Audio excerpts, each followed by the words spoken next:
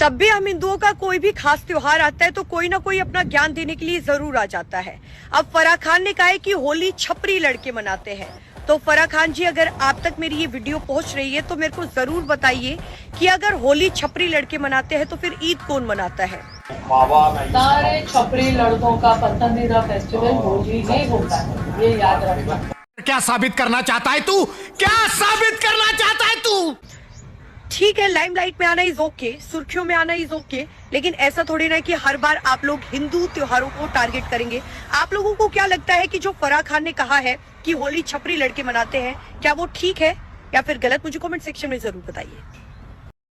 जय श्री राम। मेरे सभी सनातनी भाइयों का स्वागत है इस नए वीडियो में। आज हम आपके लिए कुछ खास और नया लेकर आए हैं, तो जल्दी से वीडियो को लाइक कर दें और अगर आप चैनल पर नए हैं तो सब्सक्राइब जरूर करें। साथ ही बेल आइकन को दबाना न भूलें ताकि आपको हमारे हर नए वीडियो की सूचना सबसे पहले मिले। और हाँ, नीचे कमेंट बॉक्स में जय श्री राम का नारा लगाकर अपनी उपस्थिति जरूर दर्ज कराएं। मंत्री शिवराज चौहान को एयर इंडिया ने टूटी धसी हुई सीट दे दी। प्रबंधन को पता था कि प्लेन में कई सीटें ऐसी हैं, फिर भी उनकी टिकट काटी गई। मंत्री ने पूरी बात एक्स पर पोस्ट की। ऐसा नहीं है कि ये कोई नई बात है। भारत में एयरलाइंस उद्योग कोरोना से पूर्व जब उभर रहा था तो टिकट का मूल्य अभी तक एक सीमा तक स्वीकार्य थी। ओवर बुकिंग और ओवर चार्जिंग पहले भी थे, पर अब तो लूट मची हुई है। 4 साल पहले की 3,000 वाली टिकट पहले 6,000 हुई और अब 12 से 20,000 और 35,000 तक कुछ भी मांगा जा रहा है। यदि आप एयरपोर्ट में घुस चुके हैं, समय है, फिर भी आपको टेक्निकल इशू बताकर जहाज पर बैठने नहीं दिया जाएगा, क्योंकि सीट से ज्यादा टिकट काटे जा चुके। वेब चेक इन का आरंभ कोरोना काल में हुआ था और टिकट के पैसे के बाद भी आपको अपनी सीट के लिए ऊपर से भुगतान करना पड़ता है। जैसे कि टिकट में केवल तेल का पैसा लिया गया था, सीट का लेना रह गया। भाड़ा इतना कैसे बढ़ रहा है? आखिर कोई अधिकतम सीमा क्यों नहीं है कि रश में भी आप 5,000 की टिकट 8 तक में बेच सकते हैं? वो 35,000 की कैसे हो जाती है? एक बार जब यह बात उठी कि अधिकतम किराए की सीमा तय हो तो सरकार ने कंपनियों के हाथों बिकते हुए विचित्र सा नियम बनाया। यही नहीं, अभी और सुनिए कि 1 घंटे से कम की फ्लाइट की टिकट इतने तक रहेगी। एयरलाइंस ने जो दूरी पहले 1 घंटे से पहले तय होती थी उसे 1.25 घंटे में तय करना आरंभ कर दिया। फ्लाइट में देरी, कैंसिलेशन, रिफंड में देरी या ना मिलना, बैगेज को लेकर के समस्या और कस्टमर को कई पॉलिसीज पर अंधेरे में रखना हर एयरलाइंस की नीति बन चुकी है। मोदी जी, पैसे होने का अर्थ यह नहीं है कि टिकट का 3 गुना दाम दिया जाए। उद्योगपति वेल्थ क्रिएटर होते हैं, उन्हें वेल्थ स्नैचर बनने से रोकिए। ये जो चल रहा है इसे पॉकेटमारी कहते हैं, इसका कोई दूसरा नाम। बॉलीवुड अभिनेत्री प्रीति जिंटा अक्सर ही किसी भी मुद्दे पर अपनी राय खुलकर रखती हैं। इसी बीच हाल ही में उन्होंने अपने सोशल मीडिया पर एक पोस्ट शेयर किया है। उस पोस्ट में प्रीति जिंटा ने सोशल मीडिया पर बढ़ रहे ट्रोलिंग और टॉक्सिक मेंटालिटी पर सवाल खड़े किए हैं। प्रीति जिंटा ने लिखा है कि लोगों को सोशल मीडिया पर क्या हो गया है, हर कोई इतना संदेहवादी क्यों हो गया है। अगर कोई AI बोट के साथ अपनी पहली चैट के बारे में बात करता है तो लोग मान लेते हैं कि ये एक पेड प्रमोशन है। अगर आप अपने PM की सराहना करते हैं, उनकी तारीफ करते हैं, तो आप एक भक्त हैं, और अगर आप एक गौरवान्वित हिंदू या भारतीय हैं तो आप अंधभक्त हैं। आगे प्रीति जिंटा ने लिखा कि आइए इसे वास्तविक रखें और जो जैसा है उसे वैसा ही स्वीकार करें, न कि जैसा हम सोचते हैं कि उन्हें ऐसा होना चाहिए। उनके इस बयान के बाद सोशल मीडिया पर यह चर्चा तेज हो गई है। इसके साथ ही प्रीति जिंटा ने लोगों को शांत रहने और सोशल मीडिया पर अधिक सकारात्मक चर्चाओं में शामिल रहने की बात कही। इसके अलावा प्रीति जिंटा ने उन्हें शादी पर ट्रोल करने वालों को जवाब देते हुए कहा कि अब ये मत पूछ लेना कि मैंने जीन्स से शादी क्यों की, मैंने शादी इसलिए की क्योंकि मैं उनसे प्यार करती हूँ। खैर, ये सब बातें तो होती रहती है, लेकिन चमचों की जो बैंड बजाई है वो मस्त था। माननीय प्रधानमंत्री जी अभी जब माताजी को मिल रहे थे तो हमारी माताजी से कह रहे थे हम तुम्हारी माताजी पर्ची खोल रहे हैं, और माताजी से बोले अब तुम्हारे मन में ये चल रहा है कि ब्याह हो जाए। उस वक्त तो हम नहीं कह पाए, तो हम कहेंगे हमारी बारात में आप भले ना। और हमने जब माताजी के प्रति आपका भाव देखा, सॉल लाए माताजी के लिए, और हमें मिला संदेशा के 5 मिनट हम माताजी को मिले। हम माताजी का जैसे ही भाव माताजी के प्रति देखा, हमने वहीं बैठे बैठे प्रण लिया कि माननीय प्रधानमंत्री जी की माताजी के नाम से इस अस्पताल में एक वार्ड बनाया जाएगा। हमारे मन में ये आया और बस यही कहेंगे, हम तो कुछ जानते नहीं हैं, ज्यादा पढ़े लिखे भी नहीं, अंत में यही कहेंगे आप स्वस्थ रहें और आप ऐसे ही सत्ता में रहें ताकि भारत ऐसे ही विकास करता रहे। बाकी सवाल तो मेरे मन में भी है कि अगर 50 करोड़ लोग संगम में स्नान करने के लिए आए तो उनके मल का निस्तारण कहाँ हुआ हो? अच्छा, रिमिक्स आइटम है ये। तेरे मुंह में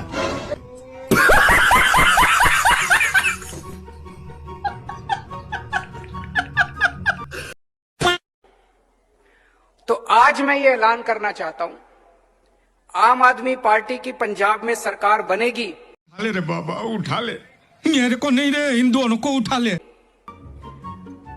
पंजाब की हर महिला को, 18 साल से ऊपर की हर महिला को हर महीने क्या बात कर रहे रे बाबा? 1000 रुपए उसके अकाउंट में हम डलवाया करेंगे। चीफ जस्टिस को हटा के मंत्री को वहां क्यों बनाया, जो चयन प्रक्रिया में 3 में से हटा? इसका पलट कर अगर मैं आपसे पूछूं, MS गिल चीफ जस्टिस थे, उसके बाद राज्यसभा में भेज देती है कांग्रेस, बस हवा निकल गई। नवीन चावला बन जाते हैं मुख्य चुनाव आयुक्त, और 1975 से 77 के बीच इमरजेंसी में उनकी भूमिका क्या थी वो सब लोग जानते हैं। Sorry sorry sorry sorry sorry नहीं जानते तो वो थोड़ा सा गूगल सर्च करेंगे। आप व्यक्ति की बात कर रहे हैं, मुख्य चुनाव आयुक्त बनाते हैं। ऐसी गलत बात, आप व्यक्तियों पर आ रहे हैं, मैं तो प्रक्रिया की बात कर रहा हूँ। तो प्रक्रिया में प्रक्रिया को बदला क्यों? दारू नहीं रे बाबा, दवाई है। पार्टीशन वाली पाकिस्तान वाली किताब थी इसमें, क्योंकि और बहुत सारी बातें हैं जिसको अलग अलग तरीके से कोट किया जाता है। तो अम्बेडकर साहब की सारी बातों से सहमत हो जो पाकिस्तान के पार्टीशन पे किताब है? मैं फिर क्या तू समझा? उन्होंने क्यों कहा, उनका ये कहना था अगर अलग देश बन रहा है तो सभी लोगों को उधर जाना चाहिए, क्योंकि बाद में इश्यू ना बने, और आज वो इश्यू बन रहा है। ठीक है, लेकिन अब कंट्रोल उदय, तो आप समझिए ना, उस समय के बहुत बड़े बड़े नेता चाहते थे कि पार्टीशन ना हो। वो पार्टीशन हुआ और फिर मेजोरिटी में बहुत सारे लोग यहाँ रह गए, और वो लोग भी आज अपने आप को पीड़ा महसूस करते हैं। वो बार बार बाप को भेज, तेरे बस की बात नहीं। और जब वो बोलते हैं, कहते हैं कि भाई हमने इस देश को इसलिए चुना था कि इस देश में कॉन्स्टिट्यूशन है डॉक्टर अम्बेडकर का, वो कॉन्स्टिट्यूशन जो है हमें बराबर के अधिकार है, हमने इसलिए चुना था। लेकिन आज हमारे साथ क्या हो रहा है, और वो लोग भी आज अपने आप को पीड़ा महसूस करते हैं। वो बार बार जब वो बोलते हैं, कहते हैं कि भाई हमने इस देश को, वेरी गुड बेटा, तब तो तुम सेफ हो, शाबाश शाबाश, इसलिए चुना था कि इस देश में कॉन्स्टिट्यूशन है डॉक्टर अम्बेडकर का, वो कॉन्स्टिट्यूशन जो है हमें बराबर के अधिकार है, हमने इसलिए ये बातें बताई नहीं जाती, नजर लग जाती है। चुना था। लेकिन आज हमारे साथ क्या हो रहा है, तो ये तकलीफ जो है ये रहेगी। तुम्हें कब से क्या? ना जाने किसकी नजर लग गई हमारे परिवार को। परसों हमारा बेटा पाकिस्तान हार गया, कल हमारा पोता बांग्लादेश हार गया, और आज अफगानी भाई भी हार गए। मौत को छू के टक से वापस आ सकता। बीजेपी वालों ने जितनी देर में दिल्ली का सीएम डिसाइड किया है, उतनी देर में तो लालू यादव शपथ लेके 2-4 स्कैम भी कर देता। हाँ, और बिहार वालों को बोल देता, साला हम बहुत ईमानदार हैं। हाँ, मैं मेंबर पार्लियामेंट होने के नाते एक प्राइवेट मेंबर बिल लेके आता हूँ पार्लियामेंट में, एनिलेशन ऑफ कास्ट के रिगार्डिंग, जो बाबा साहब की किताब है कि अभी देश में जाति व्यवस्था समाप्त कर देनी चाहिए। उम्मीद है कि दोनों पार्टियों के सारे मेंबर इस पर सहमत होंगे, देश के प्राइम मिनिस्टर भी और विपक्ष के नेता भी। अभी बदत है भाई, अभी बदत है। अभी मुझे चंद्रशेखर कह रहे थे कि मैं ये बिल लाने वाला हूँ कि हर आदमी एक जात पात खत्म कर दिया जाए, सब बराबर कर दिया जाए। तो अब इस देश में दंड विधान अगर एक है, ठीक है, तो फिर बाकी चीजें क्यों समान ना की जाए? बहुत अच्छी बात है, मगर आप ही की बात तो करो। अरे बाप रे, ये तो धोती खोल रहा है। फिर वही बात, मीठा मीठा गप गप, तीखा तीखा थूक थूक। कॉन्स्टिट्यूशन सभी को धार्मिक आजादी देता है, बिल्कुल, आप उसको छीनना चाहते हैं, बस यही तो बात है। कैसे भाई, यूनिफॉर्म सिविल कोड के जरिए आप उसको छीनना चाहते हैं। मतलब अगर मेरा नाम शुभंकर है, हाँ। मैं किसी से सवाल पूछ रहा हूँ, जिसको लेकर राइट आते हैं, आप मुझे क्यों तोड़ा? तो कैसे लगना छीनना चाहते हैं? दंड विधान तो एक ही है। अगर जीवन जीने की पद्धति भी एक तरह से कर दी जाए, मतलब जो नियम आप अपने हिसाब से लोग करने चाहते हैं, तो फिर आप कौन सी फिर आप मेरी बात सुनो। अगर आप इस देश को धर्म के आधार पर नहीं जोड़ पा रहे हो, इस सारे धार्मिक लोगों के लिए एक नियम का कानून हो, तो फिर आप कैसे उम्मीद कर रहे थे, जो आप प्रपोजल दे रहे थे कि सभी जातियों को गायब कर दिया जाए, क्योंकि आपका प्रपोजल चंद्रशेखर ने इसी शो पे कहा कि मैं ये प्रपोजल दे रहा हूं कि सारी जातियां खत्म कर दी जाए। अगर आप धार्मिक आधार पर डाइल्यूजन नहीं कर पा रहे हो, तो जातिगत आधार पर कैसे करोगे? फिर मैं आपको फिर दारू नहीं रे बाबा, दवाई है। यही कह रहा हूँ, मैं मुसलमानों की जातियां खत्म करने को आपसे नहीं कह रहा हूँ। मैं सिखों में अगर कोई कास्ट स्ट्रक्चर उसको खत्म करने को नहीं कह रहा हूँ।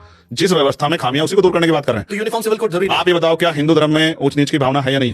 मैं क्या, हमारे धर्म में है, बिल्कुल है ना, बिल्कुल है। तो मैं उसको दूर करने की बात कर रहा हूँ। मुसलमानों में भी मैं क्या कह रहा हूँ, मैं उसको दूर करने की बात कर रहा हूँ। बिल्कुल करना चाहिए कि ये जो प्रिविलेज है ये खत्म हो जाएगा। आपकी बात से मैं 200% सहमत हूँ। मैं माननीय राहुल गांधी जी को ये जवाब देना चाहता हूँ कि कल आपने महू में कहा कि राम मंदिर में किसी दलित को नहीं बुलाया गया। मैं आपसे पूछना चाहता हूँ, राम मंदिर के उद्घाटन में दलितों को अंदर जाने नहीं दिया, पिछड़ों को अंदर जाने नहीं दिया।